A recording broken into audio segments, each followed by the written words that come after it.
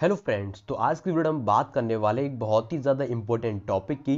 तो आज हम करेंगे स्टडी ऑक्यूलर इंजरी के बारे में। इसके क्या क्या कॉजेज होते हैं और इसके क्या क्या सिम्टम्स आपको देखने को मिलते हैं जब पेशेंट को ऑक्यूलर इंजरी मतलब आंख में किसी प्रकार की चोट लग जाती है। तो क्या क्या सिम्टम्स आपको देखने को मिलते हैं और हम सबसे ज़्यादा फोकस करेंगे इसके ट्रीटमेंट के बारे में कि आखिर क्या ट्रीटमेंट इस कंडीशन प्रोवाइड कराया जाता है। तो चलिए फिर आज का अपना वीडियो स्टार्ट करते हैं। तो चलिए सबसे पहले हम बात कर लेते हैं ऑक्यूलर इंजरी के बारे में कि एक्चुअल ये जो है ऑक्यूलर इंजरी होती क्या है। तो जैसा कि आपको नाम से समझ में आ रहा है, ऑक्यूलर मींस कहीं ना कहीं आपकी आई से रिलेटेड बात होने वाली है। तो यहाँ पे देखिए, जब आपकी आंख में किसी भी प्रकार की चोट लग जाती है, वो चाहे किसी भी प्रकार से लग सकती है। तो यहाँ पे देखिए आपको जो एक इमेज दिख रही है जो कि आपकी आई की एनाटॉमी है। तो यहाँ पे देखिए आपको आयरिस दिख रही है जो कि आपकी आई का कलरफुल पार्ट आपको दिख रहा है। जब आपकी इस एरिया में किसी भी प्रकार की चोट लग जाती है तो उस कंडीशन को ही हम ऑक्यूलर इंजरी यहाँ पे बोलते हैं। तो चलिए अब हम बात कर लेते हैं इसके सिम्टम्स के बारे में। आखिरकार आपको क्या क्या लक्षण है जब किसी भी पेशेंट को आंख में चोट लग जाती है, तो उसमें आपको क्या क्या लक्षण है वो देखने को मिलते हैं। तो जो हमारा सबसे पहला सिम्टम्स जो कि काफी ज्यादा इंपॉर्टेंट है वो है हमारा पेन। आपकी आंख में काफी ज्यादा दर्द है वो होता है। फिर जो नेक्स्ट वो हमारा रेडनेस, आपकी आंख है वो लाल पड़ जाती है जिस आंख में आपकी चोट है वो लग जाती है। फिर जो नेक्स्ट वो हमारा स्वेलिंग, कभी कभी आंख सूज भी जाती है। आपकी जो आयरिस वाला पार्ट है वो भी उसमें काफी ज्यादा इंजरी हो जाती है, तब आपको काफी दिक्कत है वो फेस करनी पड़ती है। फिर जो नेक्स्ट वो हमारा वाटरी आइज, वहां पे आपकी आंसू भी निकलते हैं, आपकी दोनों आंख से आंसू चलते रहते हैं। फिर जो नेक्स्ट वो हमारा ब्लाइंडनेस, आपको धुंधला धुंधला सा दिखना, आपको कोई भी चीज क्लियर विजिबल नहीं होती है। और यहाँ पे कभी कभी तो आपको आंख खोलने में, आंख बंद करने में भी काफी दिक्कत है वो होती है। तो यहाँ पे देखिए ये कुछ सिम्टम्स है जो कि आपको नॉर्मली देखने को मिलते हैं जब किसी भी पेशेंट को ऑक्यूलर इंजरी वाली दिक्कत है या उसको आंख में किसी प्रकार की चोट लग जाती है, तो उसमें इस प्रकार के सिम्टम्स हैं जो कि आपको नॉर्मली देखने को मिल सकते हैं। तो ट्रीटमेंट की बात करने से पहले मैं आपसे कहना चाहूंगा कि मैं आपको जो भी मेडिकेशन बता रहा हूं वो आपको हमेशा डॉक्टर की एडवाइस पे ही यूज करनी है। तो जो हमारी सबसे पहली है वो हमारी मॉक्सीफ्लॉक्सासिन, जो कि एक प्रकार की एंटीबायोटिक आई ड्रॉप है जो कि आपकी इस कंडीशन में काफी यूजफुल होती है, जो कि आपकी आंख में किसी भी प्रकार की बैक्टीरिया की ग्रोथ होने नहीं देती है। तब आपको जो मॉक्सीफ्लॉक्सासिन ड्रॉप है जो कि 0.5% की रेंज में आता है, और भी इसकी काफी सारी जो कंपनीज हैं जो इसको मैन्युफैक्चर करती हैं, तो ये आपको मार्केट में माफ्लॉक्स के नाम से इजीली मिल जाता है। तो ये भी इस कंडीशन में काफी यूजफुल होता है। तो ये जो ड्रॉप है जो कि आपको 6-6 घंटे के गैप के बाद आपको अपनी आंख में डालना होता है।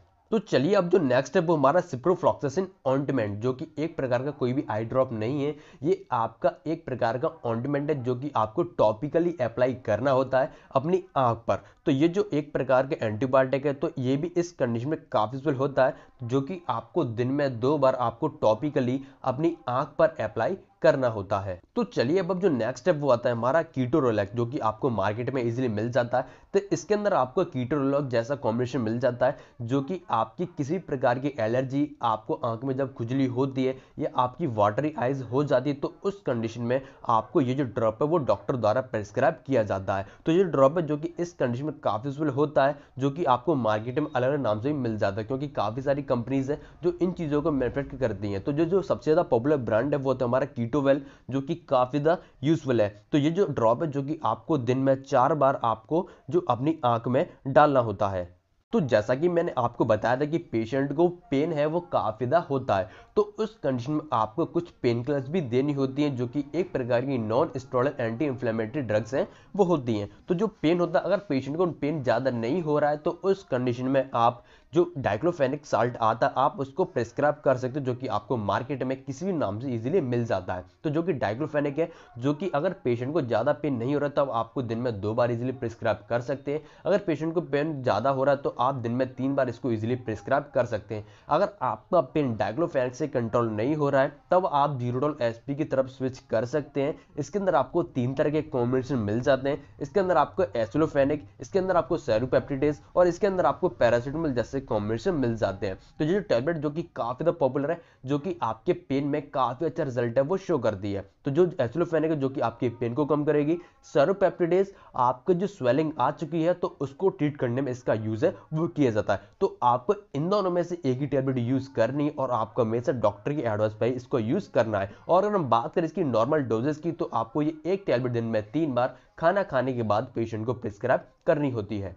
तो अब जो नेक्स्ट टैबलेट आती है वो हमारी क्लोनाजेपाम टैबलेट, जो कि काफी यूजफुल है, जो कि आपको मार्केट में क्लोनाफिट के नाम से इजीली मिल जाती है। तो ये जो टैबलेट जो कि एक प्रकार की बेंजोडाइजापिन ड्रग की कैटेगरी में आती है, क्योंकि ये एक प्रकार की स्लीपिंग है, आपकी एंजाइटी को ट्रीट करने में इसका यूज है वो किया जाता है। ये एक प्रकार की स्लीपिंग ड्रग्स होती है जो कि डॉक्टर की एडवाइस पर ही जो फार्मासिस्ट है इसको प्रिस्क्राइब कर सकता है, वो अपने आप खुद से इसको प्रिस्क्राइब नहीं कर सकता है। तो ये जो टैबलेट है जो कि काफी यूजफुल होती है, जो कि आपको रात में सोने से पहले लेनी होती है, तो ये जो टैबलेट है इस कंडीशन में प्रिस्क्राइब की जाती है। तो अब जो नेक्स्ट टैबलेट आती है वो हमारी विटामिन सी टैबलेट, जो कि काफी यूजफुल है, जो कि आपको मार्केट में निम्सी के नाम से इजीली मिल जाती है। तो ये जो टैबलेट है जो कि आपको सुबह शाम खाना खाने के बाद लेनी होती है, ये आपको पानी से नहीं लेनी होती, ये आपको सिंपली इसको च्यू करना होता है, आपको सिर्फ इसको चबाना होता है। तो ये टैबलेट है जो कि आपकी सेल्स डैमेज हो चुकी है उसको रिपेयर करने में, उसको प्रोटेक्ट करने में ये जो विटामिन सी का यूज है वो किया जाए, जो कि काफी ज्यादा कारगर और काफी यूजफुल भी होती है, जो कि आपकी इम्यूनिटी को स्ट्रॉन्ग करने में भी इसका यूज है वो किया जाता है।